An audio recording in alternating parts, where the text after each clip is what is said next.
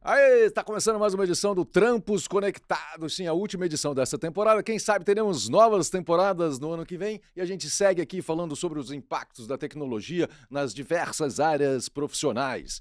E hoje vamos falar sobre o impacto da tecnologia no marketing. Montamos um time de peso com o Max, ele que é CEO do Viva Eu, uma plataforma de educação e recolocação dos jovens no mercado de trabalho. Tudo bom, Max? Tudo jóia, Casé? Tudo legal. Temos também Ian Black, ele que é publicitário e fundador da agência New Vegas. Como é que vai, Ian? Olá, Casé, é um prazer estar aqui com vocês. Prazer é todo nosso. E nossa querida colega de trabalho, sim, ela que é colunista, olha só, do Terra. Ela é Perla Amabile, neuroestrategista de marcas e negócios. Tudo bem, Perla? Tudo ótimo, Casé. Muito bom também estar aqui com vocês para bater esse papo. Muito legal. Vamos começar então falando um pouco sobre a sua ocupação, vamos dizer assim, que é de neuroestrategista. Conta pra gente um pouco o que isso significa e como você foi impactada ou está sendo impactada pela tecnologia. Perfeito. Bom, eu trabalho com estratégias de marcas e negócios já há 23 anos e sempre atuando na área de planejamento estratégico, que é justamente quem conecta os pontos, né, e entende melhor a cabeça do consumidor, o negócio e tenta chegar do outro lado com insights para outros times de criação e etc. poderem atuar. Sim, tudo é estratégia, né? Tudo é estratégia. Você que está nos exatamente. assistindo agora, que está pensando em iniciar a sua carreira, por onde que você está Exato. pensando a sua estratégia, né? Perfeito. Onde é que eu vou ter mais chances de ser bem-sucedido? Qual o caminho que eu faço para chegar lá, né? Exatamente. Bom, eu sempre falo que estratégia não é uma profissão, é um jeito de ser portanto, acabei indo naturalmente para esse caminho. Porque é uma atividade que realmente virou cargo, né, dentro do universo de marketing, de comunicação, de negócios. E neuro porque eu, no paralelo da minha carreira, eu entendi que eu precisava entender de seres humanos. E eu gosto muito disso, não é à toa que eu tenho um programa que chama Estrategicamente. Então, eu virei neurocientista e acabei mergulhando muito na ciência comportamental, em diversos pontos de vista, tanto da neurociência, quanto das ciências sociais, antropologia, do consumo, etc. Então, você desenvolveu uma maneira de entender, você Isso. entende melhor como funciona a mentalidade das pessoas para você conseguir saber como se comunicar. Perfeito. É basicamente isso. Analisar seres humanos para poder Incrível. conectar marcas e pessoas. O que você descobriu? Porque a gente tá Eu descobri precisando. tanta coisa, e aí uma delas que eu vou trazer aqui é o que eu chamo de Affect Effect. O poder Effect. da afetividade. Então, Uau. as tomadas de decisão são muito mais de fundo emocional e inconsciente do que racionais, né? Então, o ser humano em si toma decisões em 90, 95% de forma inconsciente, no piloto automático. Uhum. E quem lidera esse piloto automático né, no teu comportamento? Esse hub chamado cérebro, que é só um hub, porque a gente é um organismo integrado, e ele usa um banco de dados interno para a tomada de decisão inconsciente rápida. Então, toda decisão que é rápida vem do seu inconsciente. Ou seja, se você faz sem pensar, você faz baseado em suas emoções, em seus aprendizados. Tudo que a gente vive na vida é marcado no nosso cérebro como uma experiência através de emoções. Então, no fim das contas, o que é nosso banco de dados? Um banco de emoções que registraram determinadas experiências. Mas da maneira como você está falando, fica parecendo que você está mais associado à tecnologia Humana. celular, divina. Não sei como a gente coloca isso. Mas Divina. do ponto de vista da tecnologia, como a tecnologia afetou Bom, não haveria neurociência sem tecnologia também. Exatamente. Então, tem vários recursos neurocientíficos hoje para, por exemplo, avaliar dados subjetivos, porque a gente fala muito hoje do uso de dados no marketing. Uhum. E, basicamente, você tem uma série de fontes de dados para analisar de dentro da empresa, através de todos os rastros que um consumidor deixa nas suas experiências. Mas eu diria que a gente tem duas formas de usar a neurociência, por exemplo, nesse sentido. Uma, você entendendo o inconsciente e como funciona o processo de tomada de decisão, aí você analisa um dado e consegue reconhecer um viés comportamental inconsciente, uma motivação inconsciente, ou tecnologia mesmo, que eu posso usar, por exemplo, um sistema de análise de microexpressões, digital mesmo e fazer uma pesquisa que analisa as reações emocionais das pessoas. Ou mesmo fazer um teste de associação implícita, que nada mais é do que uma espécie de joguinho, onde eu entendo quais são as percepções inconscientes das pessoas em relação a uma marca, em relação a um tema. Dá para avaliar preconceito, por exemplo. Você pode dizer que você não é preconceituoso, mas se você fizer um teste... Quem fala que não é preconceituoso, dá mentira. Exatamente. Então, dá até para procurar aí na internet.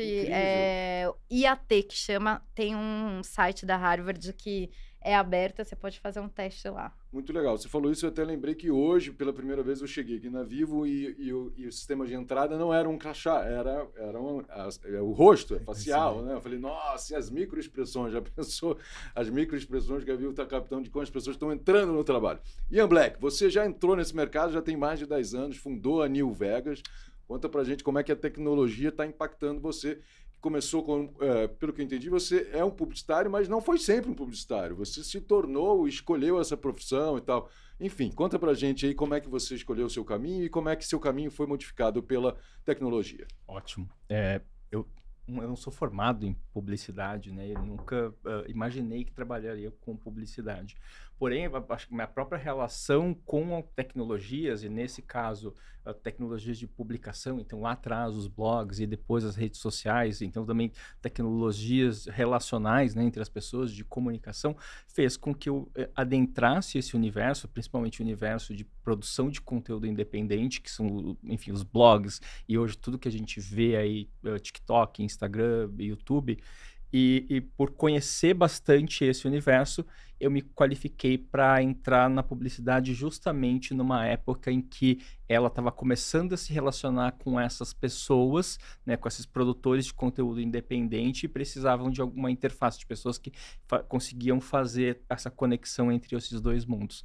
E daí foi quando eu caí de paraquedas na publicidade e chegando lá me senti super à vontade. Acho que é um universo muito interessante, é um universo que sempre te desafia a poder observar o momento que a gente está vivendo, não só da sociedade, e principalmente como essa sociedade ela é atravessada pelas novas tecnologias e como as relações vão mudando por conta dessas tecnologias, não só a relação das pessoas entre si, mas das pessoas com a cultura, das pessoas com as próprias marcas, né? E como é que a gente, a partir do momento que a gente percebe isso, a gente consegue também orientar as marcas a estarem nesse universo e nessa realidade de uma maneira mais adequada, que faça muito mais sentido, que produza os resultados de negócio que uma marca está buscando. Antigamente as marcas simplesmente falavam com as pessoas, Exato. As pessoas ouviam, né? Assim, você é um pioneiro dos blogs.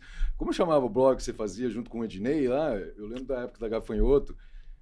tinha o Internei Blogs, né? Internei Blogs, isso que foi era um condomínio, né, de blogs, então tinham vários. Eu tinha o meu blog que era Enlouquecendo.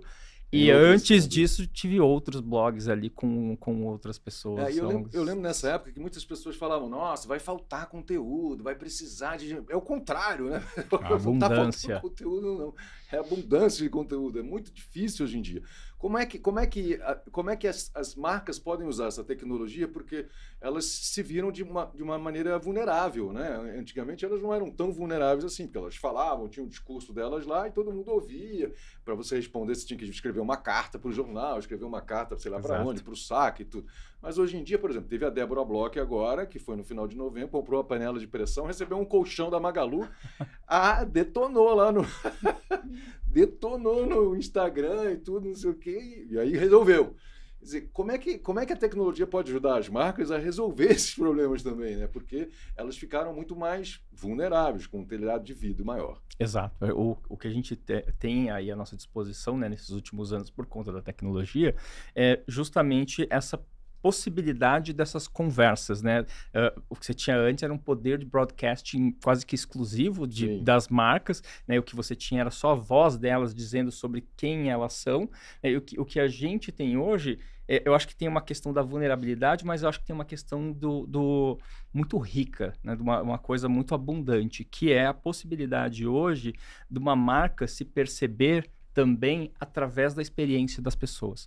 Né? Quando a gente está falando aqui de uma abordagem complexa, né, a gente não existe como indivíduo, a gente sempre existe na relação com o outro. O que a marca, o desafio maior de uma marca hoje em dia, né, com a comunicação estabelecida dessa forma, é que ela também tem que olhar para quem ela é na relação com as outras pessoas e se apropriar disso, né? Entender quem ela é para além do que ela quer dizer de si própria, né? E eu acho que esse é um desafio, que vai ser coisas boas e coisas ruins. E que daí tem esse outro desafio, né? Que é como é que uma marca lida com a inevitabilidade de que as pessoas vão ter experiências boas e ruins, né?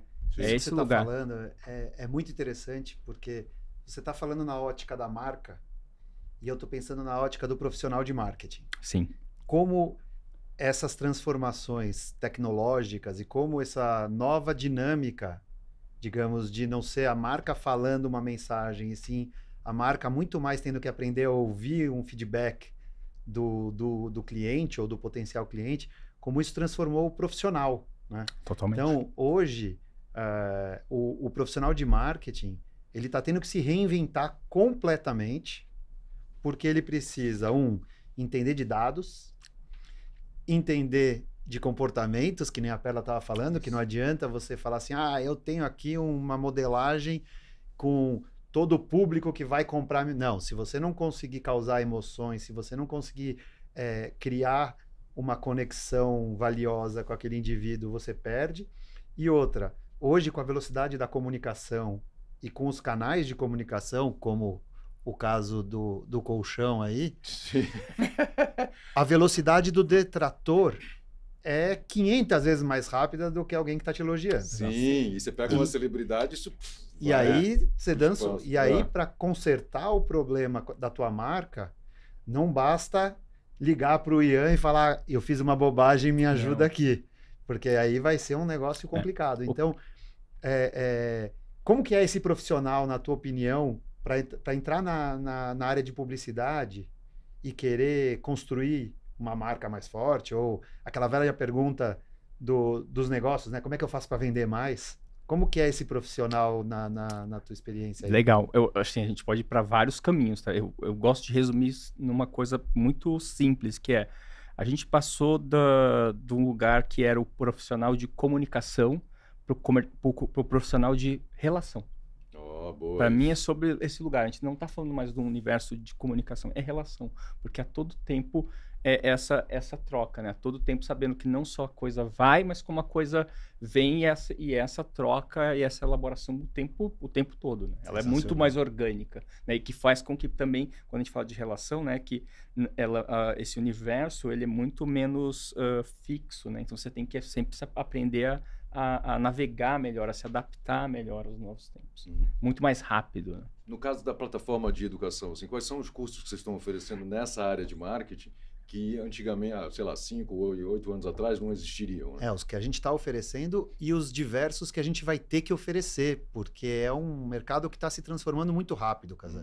E assim, não existe mais aquela coisa de, putz, então eu preciso estudar de novo, eu vou parar o que eu estou fazendo e eu vou me preparar para o futuro, porque o futuro vai transformar. Então, desde um profissional de marketing que precisa entender as ferramentas digitais óbvias, né? Então, performance, entender onde fazer publicidade. Não é mais colocar o plano de mídia todo na novela 3 da Globo, como era há um tempo atrás. Agora você tem que falar com a tua marca de diversas... da tua marca de diversas maneiras diferentes, em vários canais diferentes, mas também inteligência artificial, né? Então, a inteligência artificial vai me substituir como profissional de marketing ou eu vou usar a inteligência artificial para surfar essa onda gigantesca que está se formando? Então, a complementaridade, o profissional de marketing precisa entender de finanças hoje em dia, porque ele precisa saber como dar retorno daquele investimento da marca, sendo que você está tentando convencer a marca de investir em diversos canais. Qual dá mais retorno? O que constrói essa relação que o Ian e a Perla estavam falando? Eu te diria que essas habilidades do novo profissional de marketing, elas vão ser desenvolvidas ao longo dos próximos anos de forma muito orgânica, e a única coisa que eu posso te garantir, o profissional de marketing, assim como outras áreas, ele não pode mais parar de estudar. Ele não vai parar nunca de estudar se ele quiser estar atualizado com as últimas tecnologias que estão disponíveis para É ele. só seguir o modelo da Perla aí, né? O Sim. exemplo. Até falando sobre isso, eu costumo dizer que um bom profissional hoje, ele é BBB. Branding, né, que é marca, né, para quem desenvolvimento eu diria de um significado para uma empresa que faz algo igual a outra empresa, porém ela tem um significado diferenciado, uma percepção de diferencial ou um envolvimento emocional com o seu público e, portanto, ela acaba tendo o que a gente chama de branding, que é essa relação mais afetiva. Business, que no fim é negócio, ou seja, entender como usar dados para tomar melhores decisões. E aqui eu tô falando da melhor medida entre exatas e humanas. Marketing não tá mais dentro de humanas. Eu acho que marketing hoje tá muito dentro de exatas e a gente tem... Eu mesma já tive nos meus times muitos estatísticos, engenheiros e etc. Por quê? Porque a gente precisa de exatas hoje para tomada de decisão no marketing. E behavior, que é comportamento, né? Estou colocando o BBB para ficar bonitinho, porque por isso que é em inglês. Porque eu tenho esse toque de arrumar as palavras. E no comportamento eu estou falando de entender de seres humanos. Então, aí sim, as ciências comportamentais, as ciências mais envolvidas na análise do indivíduo, começam a ser fundamentais para você poder analisar os dados e para você aprender a humanizar sua marca e construir relações com o outro, porque para você ter uma relação, você precisa de algo chamado confiança, e a confiança depende muitas vezes da sua atitude. Então, o que é branding hoje? Porque antigamente branding era considerado publicidade ou, enfim, comunicação. Branding é personificar uma marca construindo, né, a partir da tua essência, é como se fosse um indivíduo, né, uma identidade. Essa identidade é um bem intangível que a empresa constrói a partir de atitudes reais. Então, não é o que você fala que você é o que você faz. Então, a experiência com a marca é muito importante. Não é à toa que hoje tem disciplinas, por exemplo, como CX, UX, enfim, que são perfis de pessoas que olham para a experiência como um todo, né? E por que eu acredito que as partes técnicas vão sumindo? Porque as tecnologias já estão avançando para suprir, por exemplo, um profissional de UX. Então, que é User Experience, né? Para quem não conhece. A vivência de usar aquele aplicativo, por exemplo. Né? Exato. Foi bom, quem foi? faz Muito quem analisa, quem vê melhorias contínuas numa jornada, etc. Esse perfil vai morrer, porque a tecnologia consegue hoje analisar isso, entender os bugs. Não precisa mais de gente fazendo isso e nem de gente olhando, né, pensando, nossa, como é a jornada de consumo entre A e B? Tecnologia consegue fazer isso. Hoje você consegue, numa tecnologia da Adobe, falar, eu quero fazer uma ação para um produto X com este objetivo. Ele vai identificar os públicos, todas as milhões de possibilidades de jornadas e vai chegar até as pessoas de forma extremamente personificada. Então, só que para chegar nesse nível, você precisa ter um arcabouço de dados, né, já organizados. Então, acho que o grande desafio hoje está na organização de dados e em qualificar pessoas para serem pensadores de negócio e não operadores. Porque a parte operacional, a inteligência artificial consegue resolver. Agora, a inteligência artificial precisa quase de um coach, né? Então, Sim, você... precisa ter um profissional que sabe fazer o prompt exato, como é que perguntar para a inteligência artificial, como é que colocar o problema. Agora, todos vocês três estão falando de pessoas, na é verdade. Sim. Conhecer as pessoas. Mas as pessoas de carne e osso são as mesmas pessoas quando elas estão nas redes sociais? Existe uma diferença? E a gente também está percebendo na fala de vocês essa transição de consumo para experiência, né? Queria que vocês expandissem um pouco essa percepção. Pessoas de carne e osso são iguais às pessoas que estão no Twitter, que estão no Instagram, porque quando está lá muda completamente, né? Eu acho que o que acontece é que a plataforma, como ela está manifestada, ela, de certa forma, tem os seus limites sobre como as pessoas vão atuar ali, né? Não só atuar no sentido de como elas vão comunicar, né? Mas também de como elas vão se relacionar umas com as outras, né? Então, é o fato do Twitter ter uma limitação de caracteres e faz com que o diálogo seja, de fato, muito rápido. Você não consegue criar grandes discursos ali. E, ao mesmo tempo, de fato, ele é uma plataforma de interação muito rápida. Então, você vai... de certa forma, está moldando como que aquele comportamento vai acontecer. Ao mesmo tempo que o YouTube vai fazer isso, né? O TikTok, para mim, também é um outro bom exemplo, né? Porque o TikTok, a gente até fala, né? TikTok não é menos uma rede social e mais uma rede de broadcast, porque as pessoas não interagem tanto ali, até só scrollando e consumindo aquelas coisas. E isso vai moldando a própria forma sobre como as pessoas vão criando o conteúdo, porque ele é um conteúdo que aquela plataforma meio que vai orientando para ser feito. Então, sim, o que acontece hoje é que o que são essas pessoas na rede social? Elas são um subproduto da possibilidade daquela plataforma. E que, obviamente, elas vão ter... como é o nome? Manifestações distintas, formas de se relacionar distintas. Então, uma pessoa de um jeito no Twitter, no YouTube e outra. E que, obviamente, isso é só uma fração do que é essa pessoa. Claro. Né? Quando a gente está pensando que ela tem uma vida para além de todas essas coisas, não vou nem falar fora, né? Porque já não tem essa coisa de entrar na internet, né? Acho que cada vez menos essas separações inexistem, isso em vários aspectos, né? Tanto que a gente está falando aqui de uma coisa que é além das disciplinas, né? Então, como que é essa vida da pessoa, como ela se relaciona, como ela come, como ela usa as marcas e que faz com que a gente passe muito mais desse lugar de olhar as pessoas como consumidores e muito mais das pessoas como pessoas mesmo, né? Ou seja, de ter um olhar integral, de um olhar complexo, né? Quando eu falo complexo, é o contextualizado dessas pessoas. Isso que faz com que as marcas possam sofisticar a comunicação delas, e é nesses lugares também que começa a ter a necessidade de uso de tecnologia, porque você tem uma quantidade de informações para processar, mas ao mesmo tempo você precisa de uma inteligência humana para poder analisar esses contextos. Você vê, Cazé, que o Ian e a Pera estavam falando de inteligência, né? Sempre existiu aquela cadeira do inteligência de mercado, né? Há décadas atrás, inteligência de mercado era conseguir juntar as informações, os dados. Agora os dados estão disponíveis. Agora, finalmente, existe o cargo de inteligência de mercado, que é transformar esses dados em tomadas de decisões inteligentes. O que muda no produto para todas essas marcas que estão aí querendo se reinventar?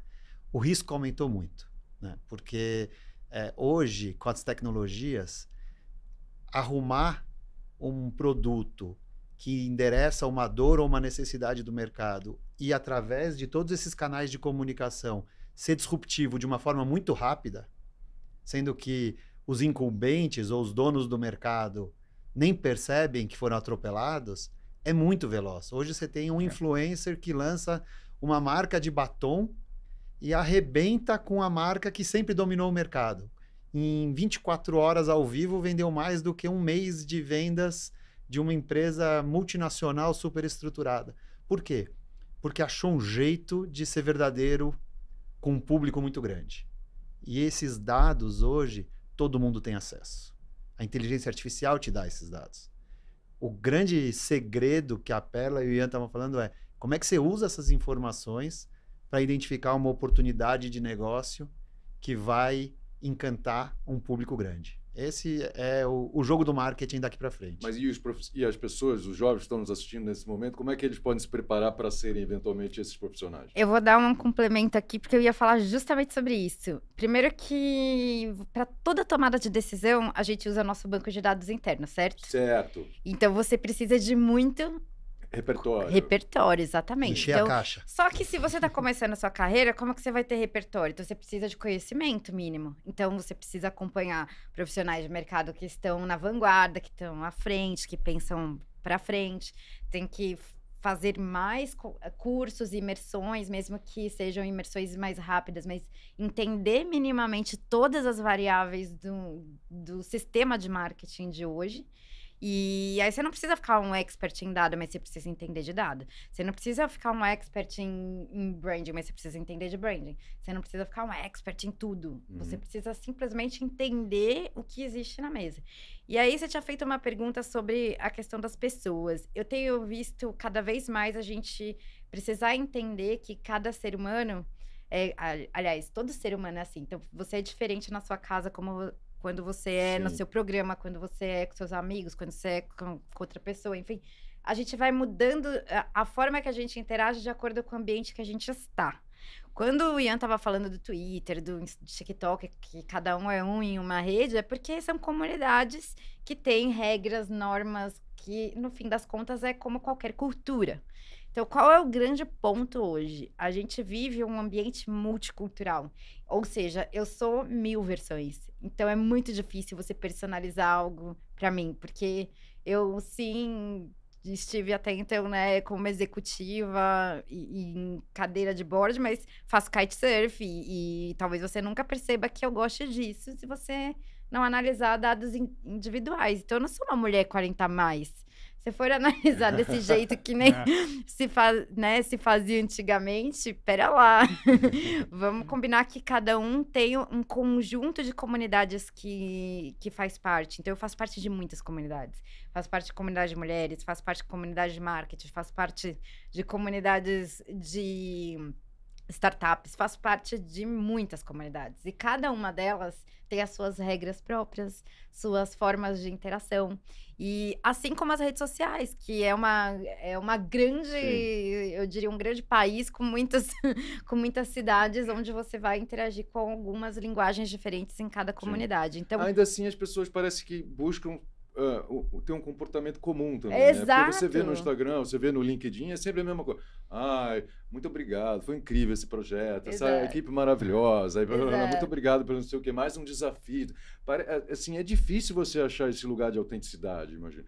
Para quem está começando também, você falou de construção de identidade. Como se constrói uma identidade que possa ser atraente para as marcas, para os business, para contratar esse profissional, para a agência do Ian, por exemplo. Quando você vai contratar um profissional hoje em dia, pensando em termos de marketing, como é que você avalia todas essas... Legal. Quem é o bom profissional para você? Boa. Acho que o bom profissional... Acho que quando a gente olha para o que é hoje, né, esse universo, e acho que pega tudo que a gente está conversando aqui. Acho que até pouco tempo atrás, a gente tinha um mercado que ele se satisfazia de forma disciplinar. Ou seja, você estuda uma coisinha. Você estuda, né, vai fazer publicidade, ou vai fazer advocacia. Mesmo dentro da publicidade, você vai fazer UX, vai fazer planejamento. Hoje, a gente está, até por conta dessa própria complexidade que está emergindo, a gente está partindo de um lugar de uma necessidade de uma abordagem transdisciplinar, né? Que é, o transdisciplinar, ele vai além do multidisciplinar. Não é só eu entender um pouco de cada coisa. Não, mas na verdade, esse conhecimento conseguir se... interseção deles, né? Como é que eu penso usando todas essas coisas, né? Como esse meu repertório está conectando tudo ao mesmo tempo e conectando com o contexto, né? Ou seja, eu também falo que é muito menos uma questão de conhecimento e muito mais uma questão de saber, né? Porque também é o conhecimento aplicado à experiência, não só da minha própria experiência, mas de como aquele conhecimento está aplicado à experiência daquela outra pessoa e como eu sei que isso vai provocar nela um entendimento completamente diferente. Acho que a gente está justamente nesse momento.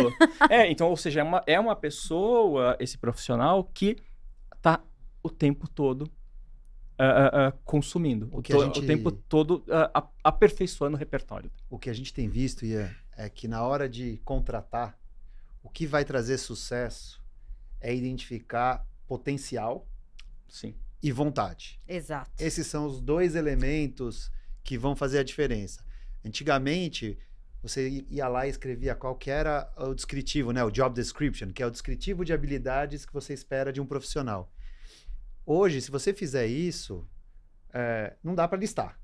Né? Porque você quer exatamente esse profissional multidisciplinar e você nem sabe quais são as habilidades que ele vai precisar ter daqui a 6 meses, a hora que mudar tudo de inteligência artificial, segurança cibernética, tudo que daqui a 6 meses já vai ser totalmente diferente. Então, assim, contrate o cara ou contrate uma pessoa que tem vontade de aprender, que demonstra esse interesse genuíno de se desenvolver e que tem potencial.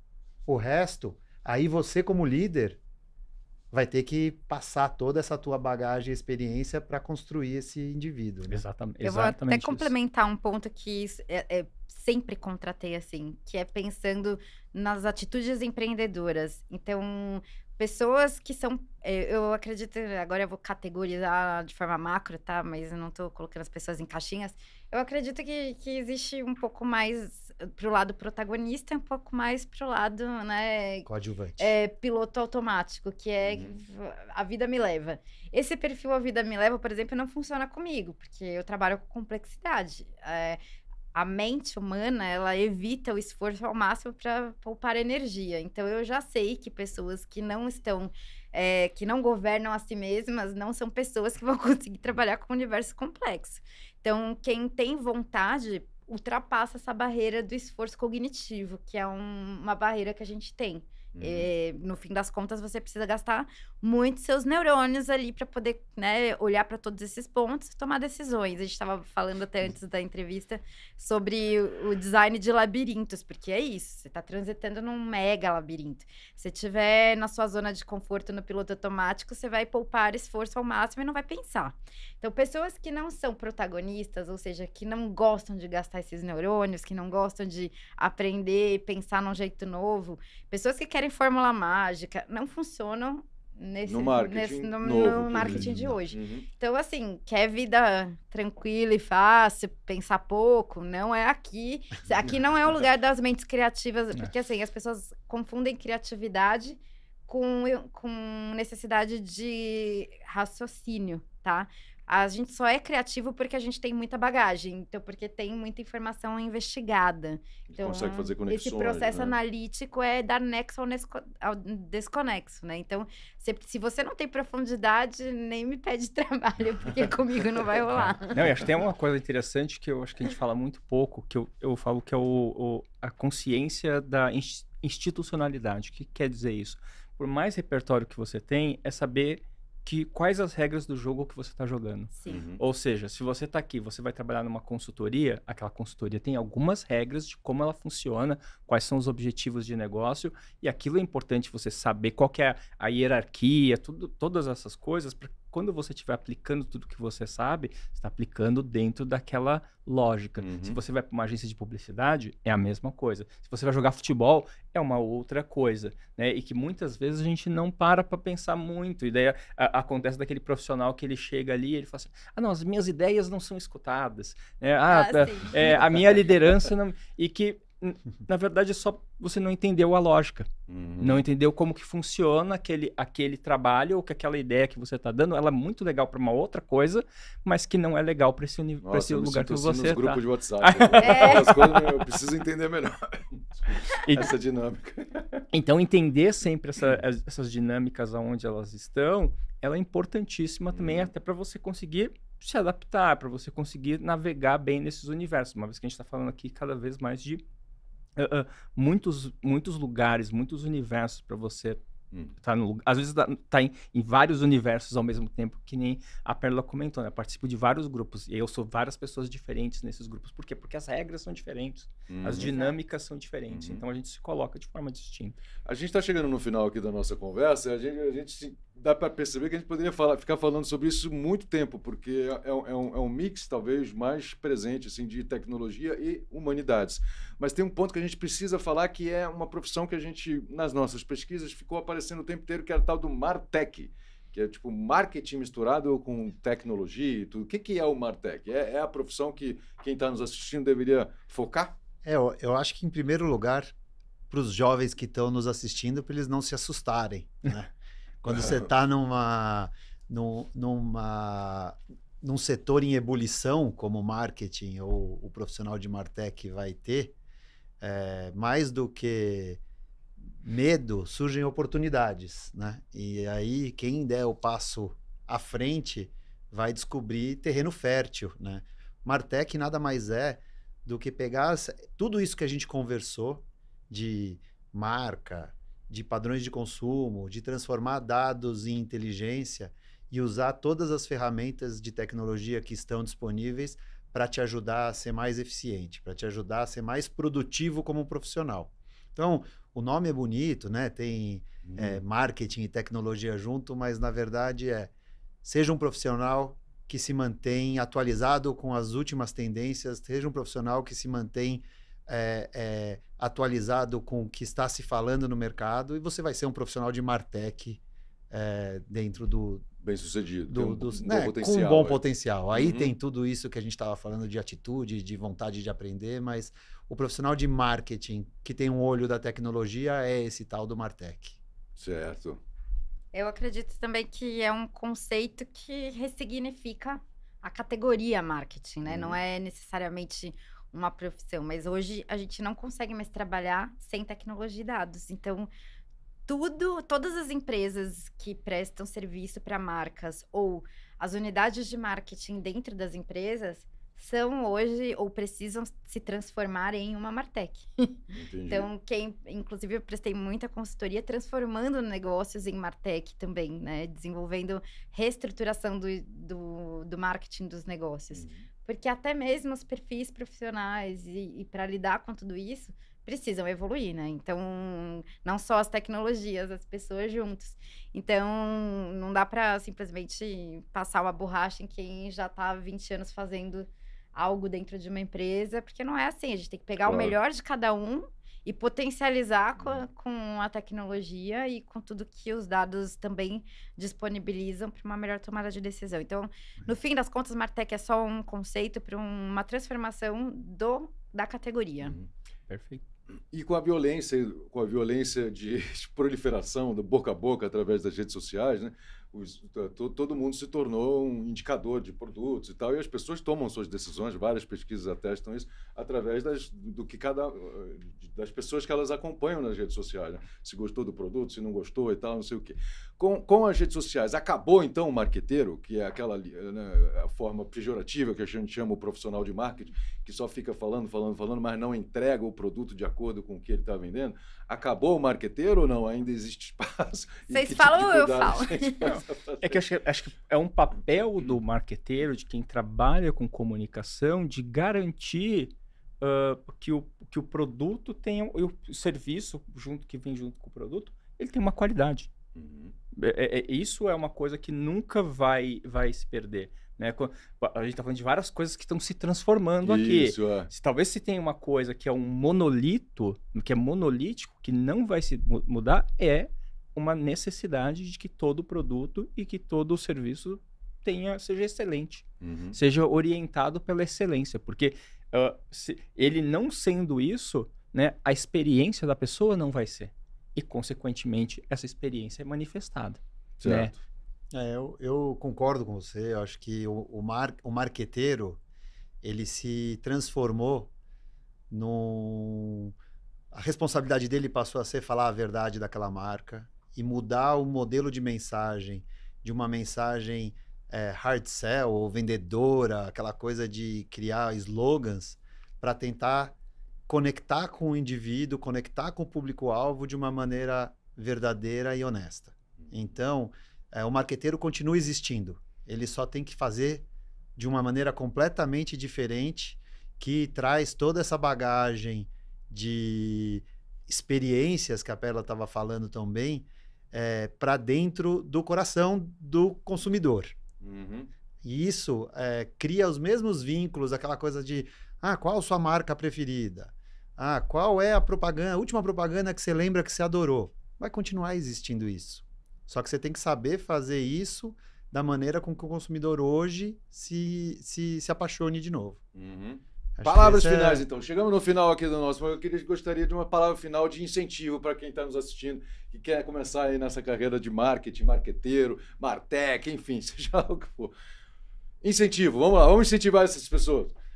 Olha, galera, eu vou dizer que se vocês querem uma vida monótona, não venham para o marketing. Então, aqui a gente está falando de uma dinâmica extremamente desafiadora.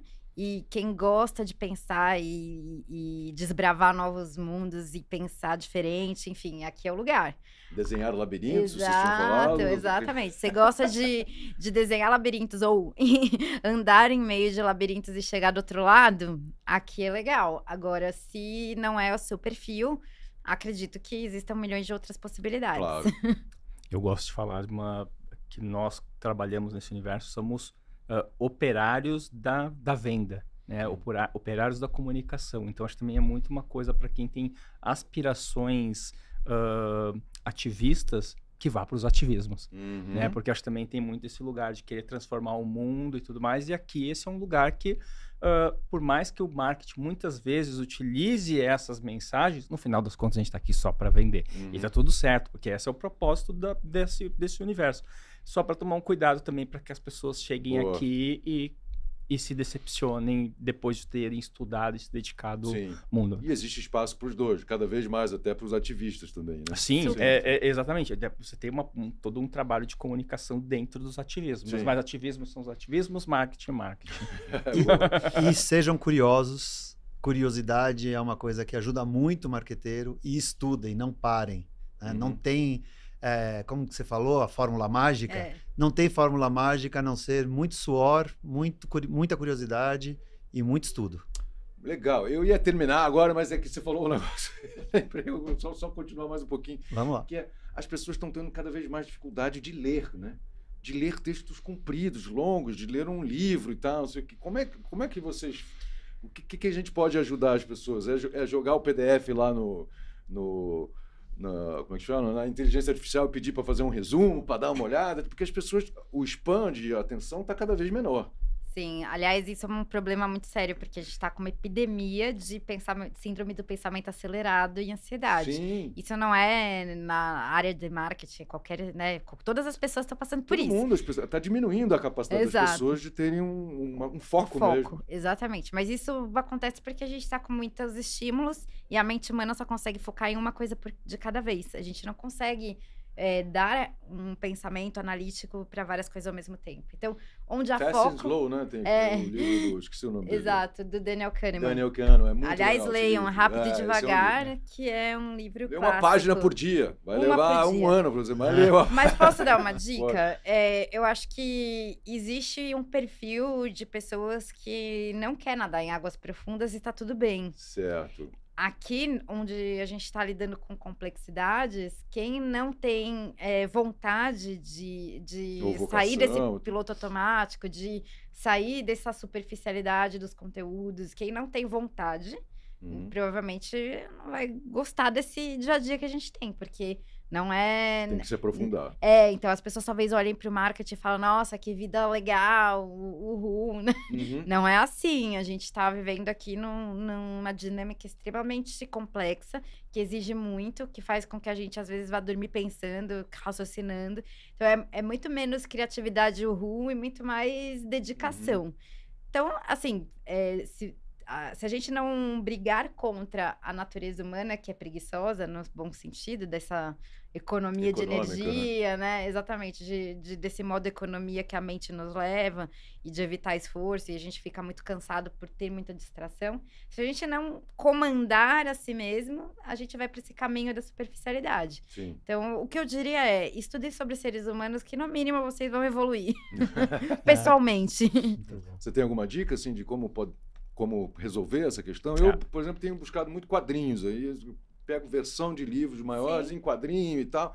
Pelo menos você entra ali no negócio, consegue entender alguma coisa, qualquer coisa você aprofunda um pouco mais depois. Mas é justamente isso, é você conseguir entender que por quais meios você consegue aprender melhores, e ter um desenvolvimento de senso crítico, né? De ler aquilo e entender, inclusive pensar sobre aquilo, se aquilo faz sentido ou não faz, ou como você pode pensar diferente também, de não só também ficar consumindo coisas tudo e achando que tudo é verdade. Então, isso também ajuda muito a conectar os pontos com muito mais qualidade. Boa. Max? Toda a metodologia da Vivae foi pensada nessa tua pergunta, né? De como fazer uma pessoa que não consegue mais ter horas de atenção numa sala de aula, levar aprendizado. E a gente levou isso pro smartphone, né? O quanto, quando e onde quiser é o fundamento. A gente tem visto muito pessoas que precisam aprender com a mente e o dedo ao mesmo tempo, né? Que a gente brinca, que é interatividade, né? Em vez de fazer um raciocínio, leva para um falso ou verdadeiro, né? Um vídeo não pode mais ter 15 minutos, tem que ter 2 minutos. E no final desses 2 minutos, você precisa fazer o especialista falar assim, o que você aprendeu nesses 2 minutos, né? Tem que voltar, porque você não deu, 2 minutos foi muito. 10 segundos. Você fala, o que vamos aprender nos próximos 2 minutos e o que aprendemos. Então, eu acho que não dá para nadar contra essa tendência se você quiser consolidar o aprendizado. Né? Então, falar assim, não, então vamos botar todo mundo para ouvir durante 2 horas a Perla falar sobre neurociência. Vai ser difícil, ela vai ter que criar os mecanismos novos dela de fazer o conhecimento ser retido pelo público, senão não sou. E eu acho que isso é um pouco do marketing também. Como fazer o teu público reter a mensagem que você quer passar. Perfeito. É novo. Perfeito. É novo para todos. Se você chegou até aqui é porque você tem capacidade de aprofundar, porque a gente está falando de 40 minutos. Até estouramos o tempo. Max, muito obrigado pela sua presença. Ian, muito obrigado também. Perla, mais uma vez, um grande prazer te encontrar aqui no Terra. Eu agradeço a presença também de todos. Gostei muito do nosso papo. E vocês, muito obrigado por nos acompanharem até aqui. Até a próxima temporada de Trampos Conectados. Valeu!